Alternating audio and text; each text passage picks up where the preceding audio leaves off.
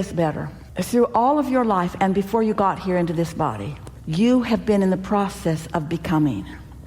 And your inner being stands as the furthest, most expansion that you have achieved. And by expansion, we don't mean there's some mark on the chart that you've got to get to. It's just life experience and what it's brought you to know that you like. Don't ask Esther what wine is good. She doesn't know. She's not sophisticated. She doesn't have a sophisticated palate. It all tastes bad to her. She just buys the most expensive bottle and hopes you will like it. But she has no idea. But your inner being, through all that you've been living, knows what you don't want and what you do want and what you don't like and what feels better and what feels a little worse and what feels a little better. And so when you're tending to your emotions, you're literally, we're not kidding, tending to every preference that you have ever encountered. And so it's good for you to feel good, but you want to make it an inside job, not something that others have to do, because the world isn't born to cater to your comfort. You are born to calibrate to it. In the same way that if it's too loud, you turn it down. And if you can't hear it, you turn it up. And if it's too hot, you turn it down. And if it's too cold, you turn it up. If it's too scratchy, you don't put it on your back. You calibrate to your comfort, and you understand that. So what we want you to consider is, why is it hard for you to calibrate to the comfort of love rather than anger, or of clarity rather than confusion, or of stability rather than instability, or prosperity rather than absence of it, to balance rather than instability? Because if you understood that you can calibrate to it and that you are worthy of it, and the fact that you haven't felt stability or prosperity doesn't mean that someone outside of you has been orchestrating the absence of it in your experience. It's all self-done by you, that your vortex contains it all, and you are worthy of it all, but you've got to calibrate to it all before you allow yourself to receive it all.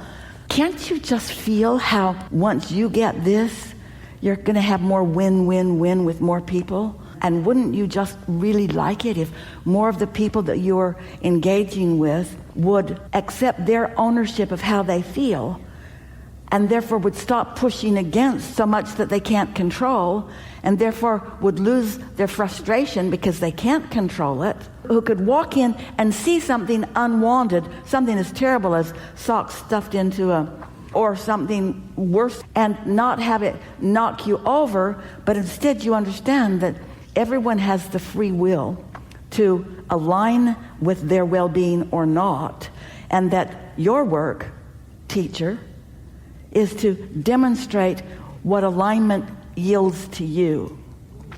So through the clarity of your example, you're happy, you've got good timing, right place, right time.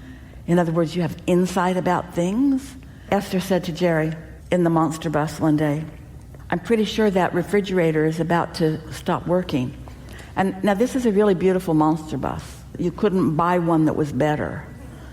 45 feet long. It was a rock star bus. Really a beautiful, beautiful, beautiful, beautiful Prevost bus. So beautiful. And Esther said, I think something's wrong with the refrigerator. And Jerry said, how do you know? And she said, I don't know. Maybe it's something I'm hearing. I don't know. And Jerry said, all right, weird one. Let's just get on with what we're doing. And about a week later, the refrigerator just stopped cooling. Now, how did Esther know that? She doesn't even know how she knew. It was a vibration that she was sensing, and it was a vibration that had changed, and it was a vibration that her inner being knew what it should sound like, but it doesn't matter how she knew, she just knew. Well, you want to get so that you can feel where you are in relationship to your inner being, and when you have calibrated more and more and more to your inner being, then you can feel what's off in your world, because when you are in tune with your inner being, and the law of attraction is bringing to you, gathering the cooperative components, and you're one of the cooperative components, then anything that's off from that, you'll feel it.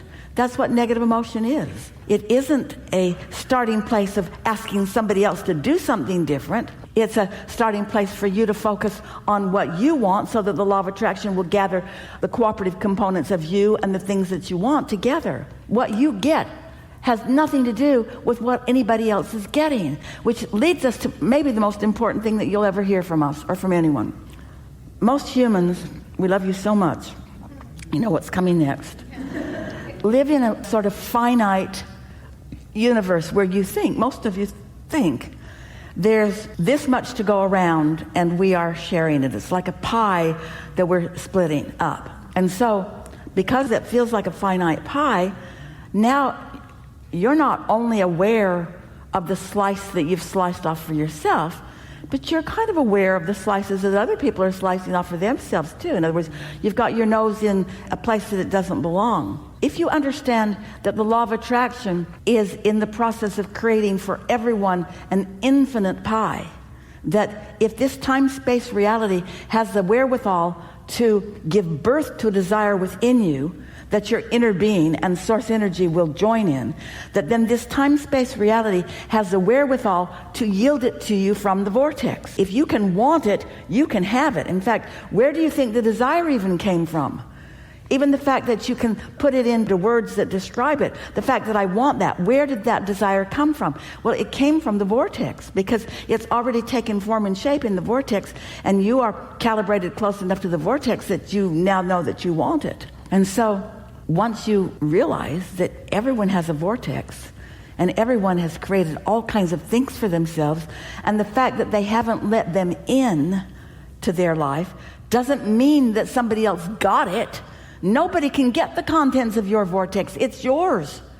And the fact that you're depriving yourself of it because you're focused on the absence of something instead of the presence of something hasn't got anything to do with anybody else. Esther remembers when her grandchildren were really little, and it was shocking to her that sometimes one or the other of them, it wasn't so much that they weren't getting something, it was that the other one did get it. Kind of like they were fighting over the donuts. You had more donuts than I had, and that's just not fair. And what we want everyone to know is that donuts are infinite.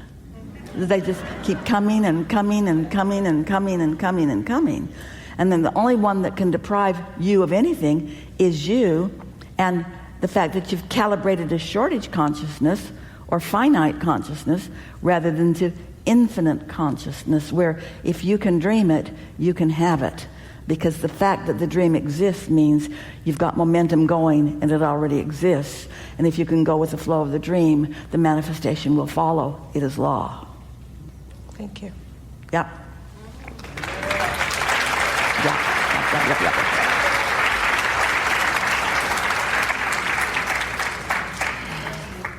So, did any of that feel off in the weeds, or were you calibrated closely enough to it that you got every word of it?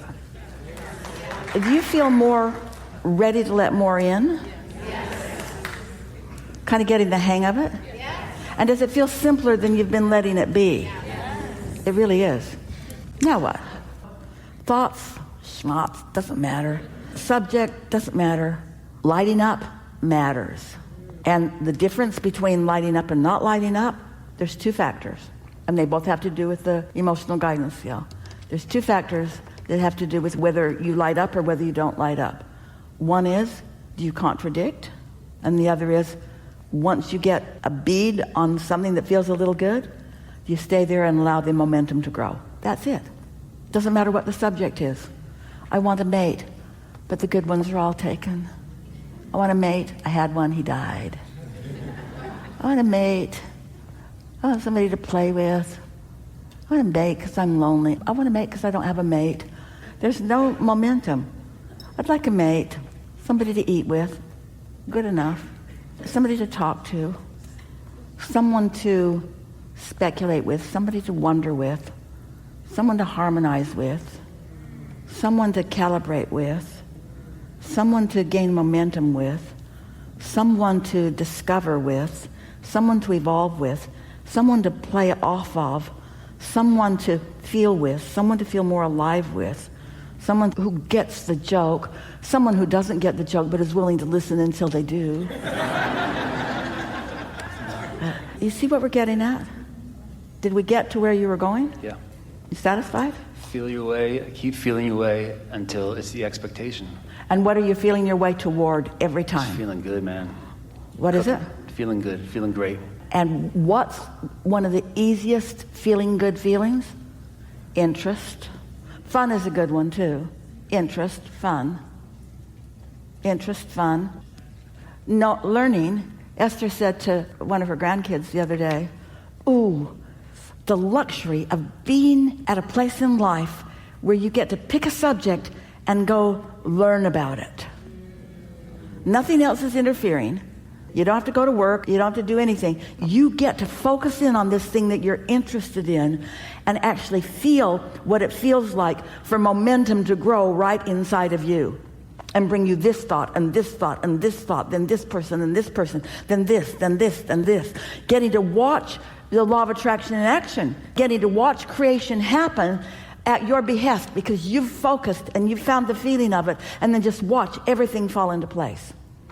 And so this conversation all day here today has been about nothing other than calibrating to that energy and then letting the energy take you to where your inner being already knows you want to go. You want prosperity, most everybody does. You want a big life, most everybody does. You want variety, most everybody does. You want special things and special moments. It's not hard to figure this out, is it? You've already figured it out. You've already explained it to your inner being, and it is already vibrationally established in a for sure vortex that is working on your behalf every day for the rest of this physical life and beyond. And the cooperative components are all lined up. They're all lined up, and they're all ready for you. How are you going to get lined up? How are you going to become a cooperative component to the cooperative components that you've already said that you want? Have some fun. Find something that you're interested in. Oh, look, blood on the floor. Man, oh man, never in my whole life have I seen that. I have never, ever, ever seen anybody bleed on the floor in the airport. This is a completely new experience for me. Absolutely new experience for me. We know this sounds wackadoodle, but it was a really kind of exciting moment. Really white floor and red blood, and somebody dripping and not even knowing it. How good does it get?